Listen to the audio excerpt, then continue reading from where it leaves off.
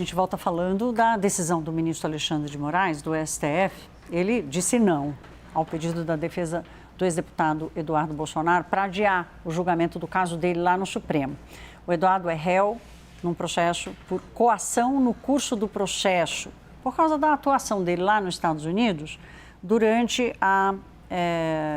o julgamento da trama golpista e dos ataques de 8 de janeiro. Pois bem, com essa decisão de agora, de Alexandre de Moraes, o julgamento está marcado para amanhã. A gente vai a Brasília com Thaisa Medeiros, que tem as informações. Thaisa, boa noite, bem-vinda.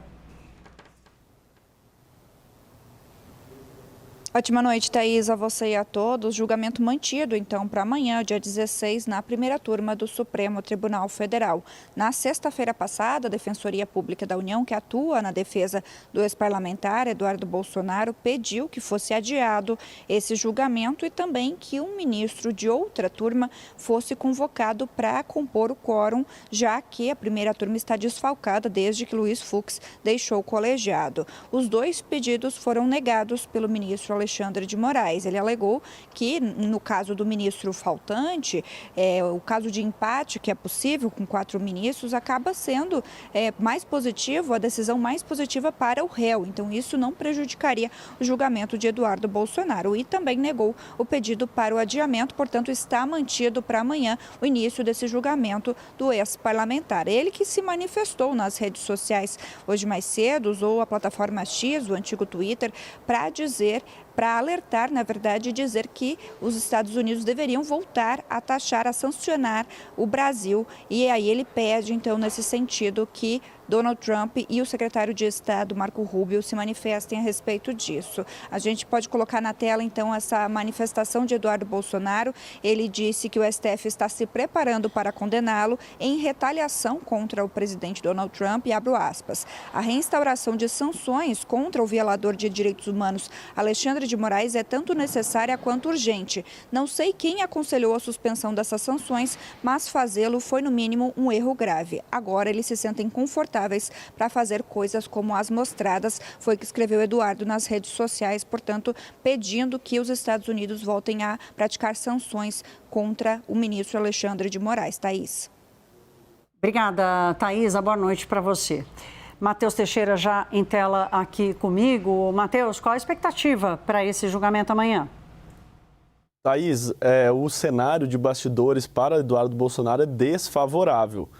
Primeiro, pelo timing que foi pautado o julgamento. O caso trata justamente da atuação de Eduardo Bolsonaro nos Estados Unidos, se teve alguma relação com a imposição da Lei Magnitsky contra o ministro Alexandre de Moraes, se teve alguma relação com o tarifaço imposto pelos Estados Unidos contra o Brasil, que depois acabou sendo revertido. Mas 2 semanas atrás veio um relatório sugerindo uma nova tarifação para o Brasil e no dia seguinte o ministro Alexandre de Moraes, que é o relator, pautou o caso para julgamento e o presidente da segunda turma, ministro Flávio Dino,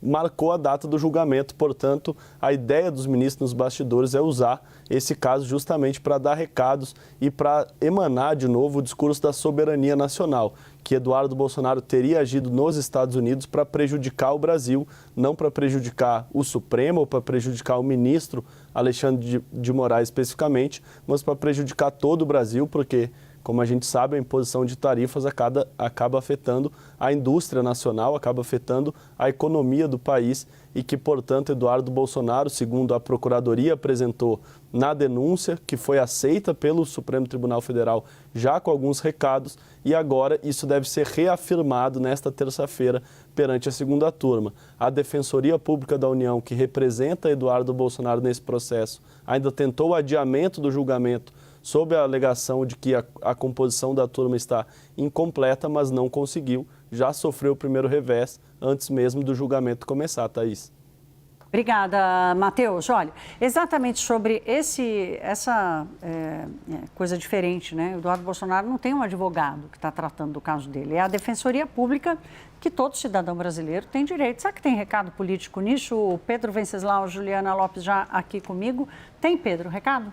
O recado é que ele já tinha precificado, já está já está consciente de que vai perder essa parada no Supremo Tribunal Federal, não constituiu advogado, produziu muitas provas que serão usadas contra eles nesse julgamento da primeira turma, é muita imagem, o print é eterno, só que ele tem uma justificativa que ele é um perseguido político. Ele já deixou muito claro que ele não volta para o Brasil se o presidente Lula for reeleito, só se o irmão dele for eleito e der o indulto. Portanto, e também se sente protegido nos Estados Unidos, sente que lá ele não corre nenhum risco de ter o visto cassado, de ser, enfim, perseguido pela polícia, nem nada disso. Então agora ele vai dobrando a aposta mais uma vez, no momento em que a campanha do Flávio Bolsonaro vai num outro caminho aqui, né? Num caminho mais moderado. A gente sabe, ele tem um trabalho nos Estados Unidos? Não temos essa informação, né, de um trabalho assim remunerado dele, porque ele perdeu a remuneração quando ele perde o mandato dele. E segundo o perfil da revista Piauí, ele tem um estilo de vida caro, ele viaja só de executiva, nos trechos que ele faz nos Estados Unidos, mora numa casa bastante confortável nos Estados Unidos. Então, ele não tem uma fonte de renda que justifique isso, né? Ah. Juliana, impacto nas eleições, é óbvio, né? Impacto nas eleições, na campanha, o que entendem ali algumas lideranças, inclusive do Congresso Nacional, de que agora, durante esse julgamento, se retoma tudo aquilo que foi colocado ali no ano passado como fator de crescimento até do presidente Lula, né, que foi o tarifaço, a questão de como estava atuando Eduardo Bolsonaro ali nos Estados Unidos contra o Brasil.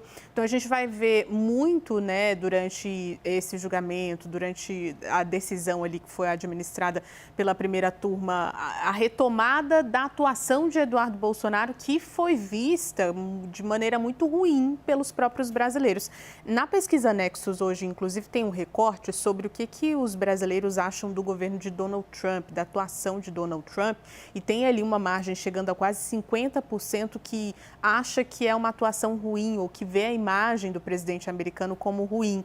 Isso tudo influencia na maneira como essas pessoas também veem a atuação de Eduardo Bolsonaro nessa proximidade com Donald Trump, pensando ali em abrir caminhos para sanções contra autoridades aqui do Brasil e também sanções contra os próprios produtos brasileiros, né? A gente viu toda a questão do tarifaço. Então, a gente vai ver muito uma análise do que aconteceu lá do julgamento da trama golpista para cá, de como foi essa atuação de Eduardo Bolsonaro e retomar essa atuação. Incomoda muito o PL, porque tem uma ala do PL que não gosta nada dessa atuação de Eduardo Bolsonaro desde que ele começou a fazer isso. Porque é um tiro no pé, né?